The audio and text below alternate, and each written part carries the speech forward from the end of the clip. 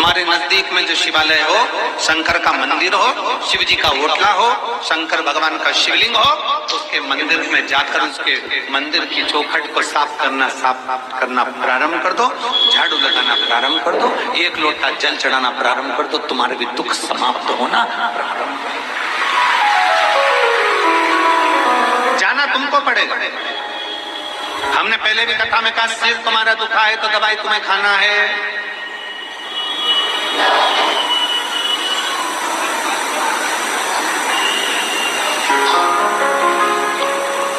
बुखार उतारने की गोली आती है, बीपी उतारने की गोली आती है, शुगर उतारने की गोली आती है, पर अहंकार को उतारने की गोली नहीं आती।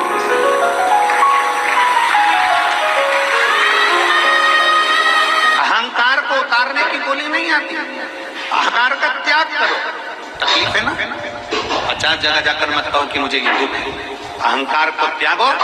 दुनिया के लोग कहेंगे, कहाँ इतना पढ़ा लिखा व्यक्ति, इतना पढ़ा लिखा व्यक्ति मंदिर जा रहा है, इतना पढ़ा लिखा व्यक्ति शिव मंदिर जा रहा है, जल चढ़ाने जा रहा है। हंसे हंसे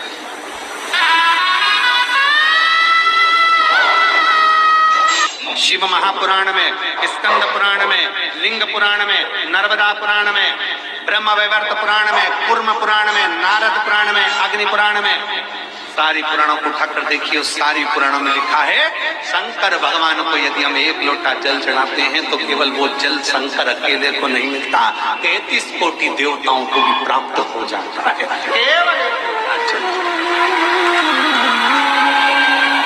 और भ्रम में न जाइए। कई माताएं मंदिर में जाती हैं जल चढ़ाने के लिए, गलती कर जाती है। कई माताएं मंदिर में गई जल चढ़ाने, लोटा भर के एक लोटा जल, ये यहाँ शास्त्र कह रहा है सारी समस्या का हल।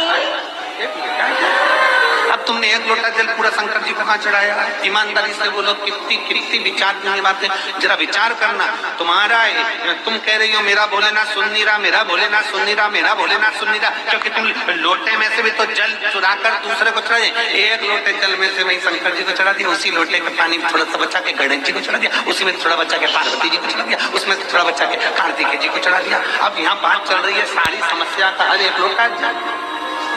अब तुमने उसी लोटा का पानी, हर हर महादेव शंभो काशी विश्वनाथ गणेश जी को हर हर हर महादेव, पार्वती फिर इधर कार्तिकेय जी को भी चढ़ा, फिर उसमें से बचा के थोड़ा सा नंदी को भी चढ़ा दो। लोटा एक देवता।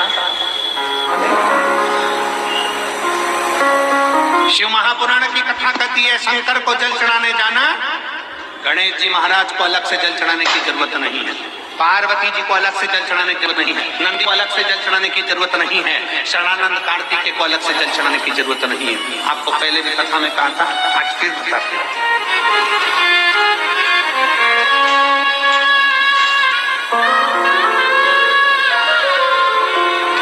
जैसे ये शिवलिंग, ये जलाधारी, ये शिवलिंग, ये गोल जो जलाधारी है, किसका हंसा कमल है? जम के बोलो, पार्वती। जहां से जल बहता है उसके राइट हैंड में गणेश, लेफ्ट में कार्तिक, बीच में अशोक। शिवलिंग के ऊपर जो जलाधारी बंदी है उसमें से बूंद बूंद पानी नीचे गिर रहा है, वो शंकर भगवान की 5 बेटे, जया, विषहरा, शामली बारी, दौतली, देव। शंकर जी की छठी लड़की अशोक सुंदरी उनके पास। ठीक है, अब तुमने जल चढ़ाया।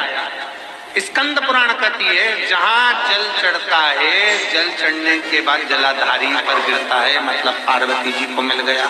जल बहते बहते अशोक सुंदरी को मिल गया, कार्तिकेय गणेश को मिल गया। फिर वही जल बहता हुआ जब बाहर निकलता है, नीचे गिरने पर जितना शिवलिंग की, अभी अभी हम सतुआ बाबा जी के आश्रम पर पहुंचे, मणिकर्णी। अभी सुबह जब बाबा विश्वनाथ जी का दर्शन किया, अभिषेक किया, तब वहां पहुंचे। अगर आस्था चैनल वालों के पास अगर वो शिवलिंग का अगर वो फोटो हो बाबा जी के धाम आश्रम का जहां हमने अभिषेक कर रहे थे जल चढ़, तो वहां पर पारस शिवलिंग का अभिषेक करने के बाद में नीचे जो जलाधारी है, जलाधारी में से जहां से पानी गिरता है, ये पानी जो नीचे गिर रहा है, पानी यहाँ आया और यहाँ से जो नीचे गया, मतलब जितनी परिधि मोटी है उतनी परिधि जितना पानी यहाँ से लेके यहाँ तक जमीन पर जाता है उतनी दूरी में 64 योगनियां हैं और फिर पानी यहाँ से जो आगे बढ़ता है वहां पर 33 कोटि देवी देवता है। मतलब एक लोटा जल सारे देवताओं को प्राप्त हो जाता है। तुम्हें अलग से गणेश जी को, अलग से किसी देवी देवता को, अलग से किसी देवता को जल की जरूरत नहीं पड़ती। तुम सोचो कि मैं गणेश जी को भी जल चढ़ा दूं, गणेश जी पास में बैठे, तुमने सोचा पार्वती जी को जल चढ़ा दूं, पार्वती जी पास में बैठी हैं, तुमने सोचा कि कार्तिकेय को जल चढ़ा दूं, ना ना, शंकर जी को चढ़ाया सब तुमने।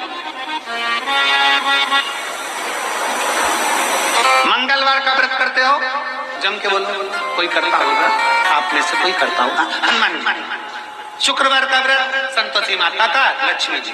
शनिवार का व्रत बोलो बोलो, जम के बोलो, जम के तो बोलो, शनि महाराज। गुरुवार का व्रत बृहस्पति। अब कभी अगर मौका मिले तो एक बार स्कंद पुराण पढ़ना।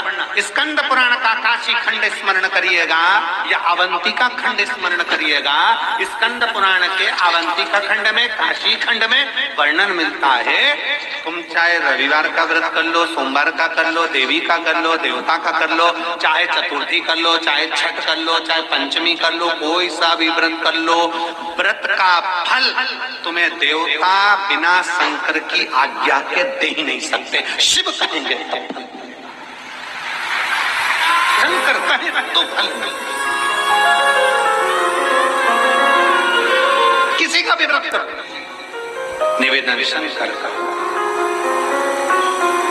इसलिए शिव महापुराण की कथा कहती है कि तस्वीर में जितने साथ हैं ये तुम्हारी विपरीत तकदीर में साथ नहीं है। विपरीत तकदीर। फिर निवेदन है, शिव महापुराण के माध्यम से आपको पहले भी कहा था, आज फिर कहते हैं, शंकर भगवान का कोई दुश्मन नहीं है। शंकर